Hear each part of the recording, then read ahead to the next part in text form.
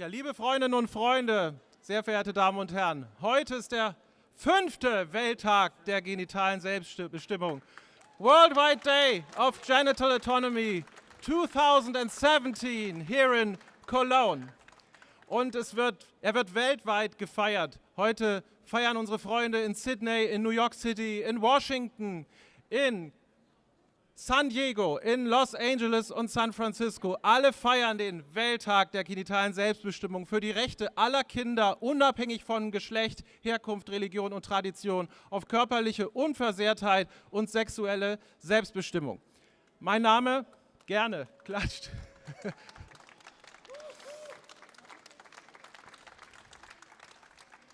Mein Name ist Viktor Schiering, ich bin Vorstandsmitglied von Mogis e.V., eine Stimme für Betroffene, einem Verein von Betroffenen von Eingriffen in die sexuelle Selbstbestimmung im Kindes- und Jugendalter und Sprecher des Facharbeitskreises Beschneidungsbetroffener im Mogis e.V., wo sich Männer verschiedener Herkunft und Kulturen zusammenschließen und organisieren, die von einer im Kindesalter erfolgten Vorhautamputation negativ betroffen sind. Was war das Kölner Urteil vor 5 Jahren? Zum ersten Mal wurde auch Jungen das Recht auf körperliche Unversehrtheit und sexuelle Selbstbestimmung direkt an ihrem Genital ausgesprochen. Damit verschwand ein blinder Fleck in der Wahrnehmung, auf einmal in der Rechtsprechung, ausgesprochen durch ein Landgericht hier in Köln, dass man hier nicht wegschauen kann, quasi so zu tun, als würde das Recht auf körperliche Unversehrtheit bei Jungen, nur exklusiv bei Jungen, an ihrem Genital aufhören. Und somit ist dieses Symbol des Kölner Urteils seitdem ein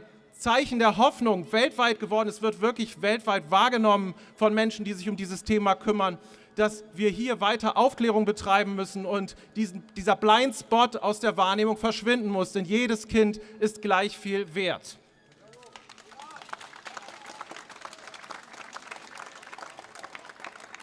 Wir freuen uns sehr, sagen zu können, dass dieser Jahrestag jedes Jahr in mehr Ländern von mehr Organisationen unterstützt wird.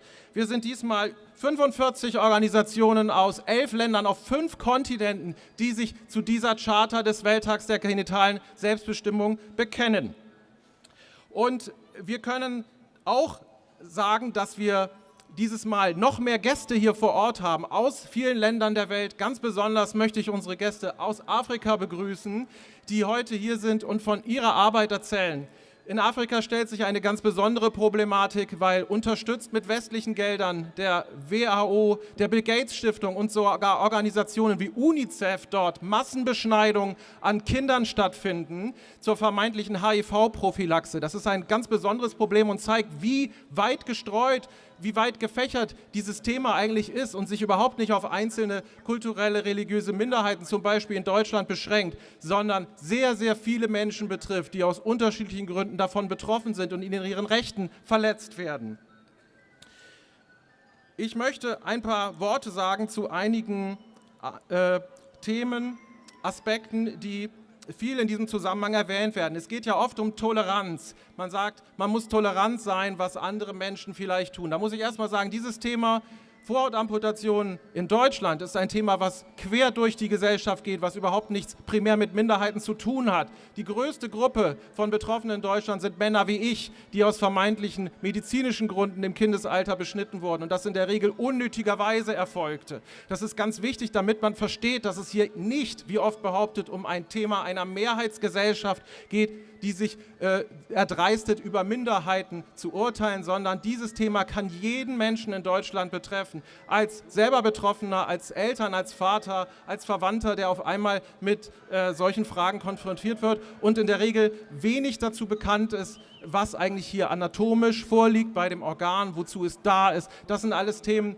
die die Medizin am besten beantworten kann und deswegen sind wir ja auch so dankbar für die jahrelange Kooperation mit dem Berufsverband der Kinder- und Jugendärzte, der heute hierzu auch wieder sprechen wird.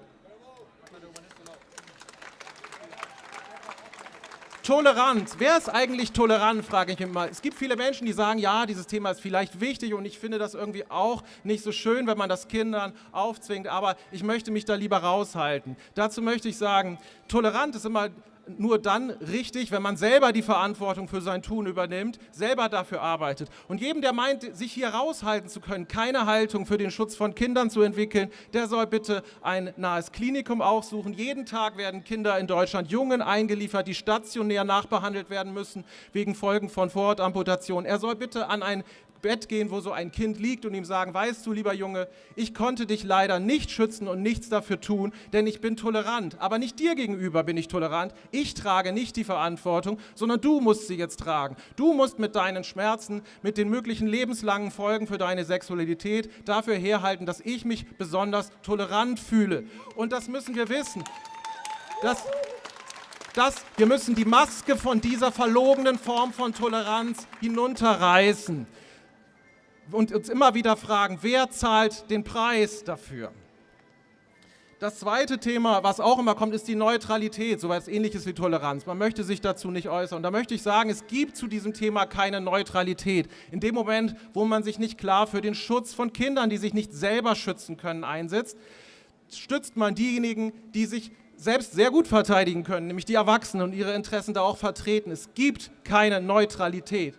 Und deswegen muss man auch die Maske von diesem Mythos der möglichen Neutralität herunterreißen.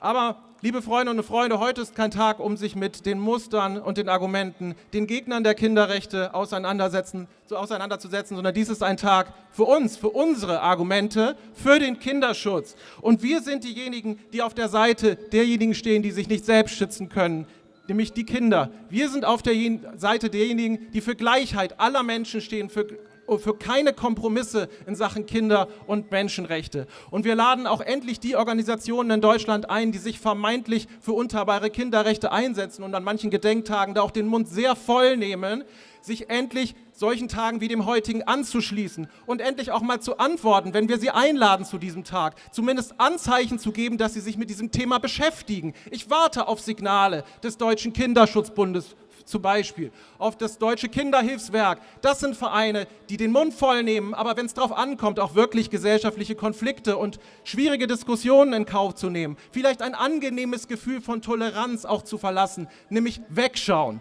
und nicht da sind. Und das dürfen wir nicht mehr akzeptieren.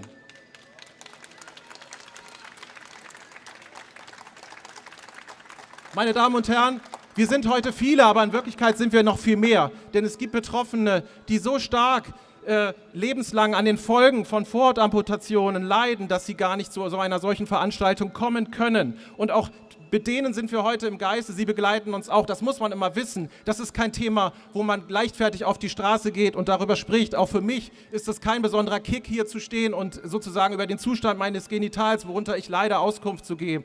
Und viele können das gar nicht und das müssen wir im Kopf haben. Die sind heute auch bei uns und zwar weltweit. Ich habe heute mit Freunden in Israel gesprochen, in den USA, die uns heute begleiten und auf unserer Seite sind. Auch das müssen wir immer wieder in die Öffentlichkeit bringen.